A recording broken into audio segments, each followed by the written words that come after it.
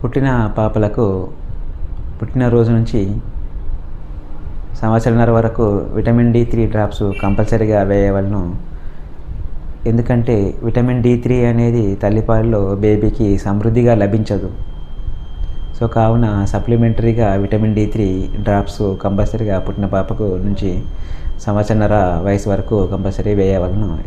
లేకపోతే vitamin D3 deficiency రావచ్చు. ఈ విటమిన్ D3 డెఫిషియన్సీని రికెట్స్ అని అంటారు. రికెట్స్ లక్షణాలు తల పెద్దగా ఉండడము,